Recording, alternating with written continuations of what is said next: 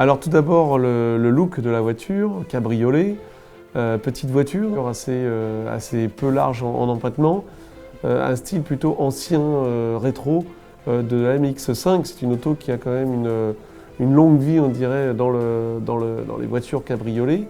Et là aujourd'hui, on l'a mis donc sur un circuit, voir ce que ça allait donner.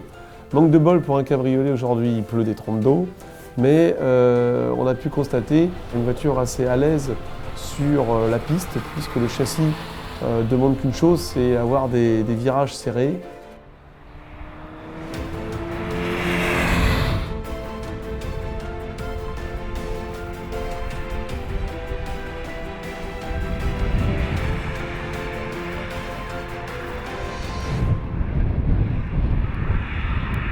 Un moteur malheureusement qui ne fait que 160 chevaux, donc dans une ligne droite c'est vrai qu'on la trouve un petit peu longue. Un moteur qui est très vif, on prend des tours, ça prend jusqu'à 7500 tours, même si la zone rouge s'arrête à 7000, il n'est pas avare de prendre quelques tours en plus si on a besoin entre deux virages.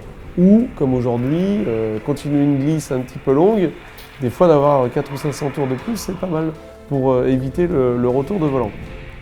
On a aussi donc une boîte de vitesse qui est assez rapide, assez précise, qui permet de changer de rapport très rapidement pour le circuit.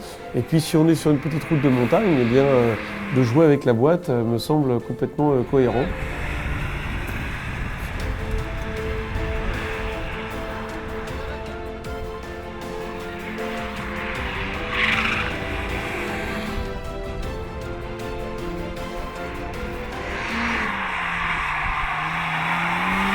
La tenue de route sous la pluie est assez saine.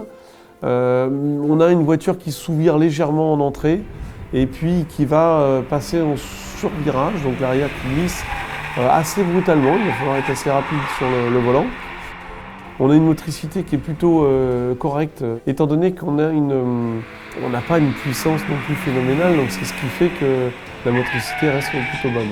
Après, si on utilise la voiture avec le système de SP, qui coupe énormément en fait l'accélération par les freins, et là vous avez une tenue de route qui est très bonne, vous n'avez pas de possibilité, je dirais, de partir en glisse.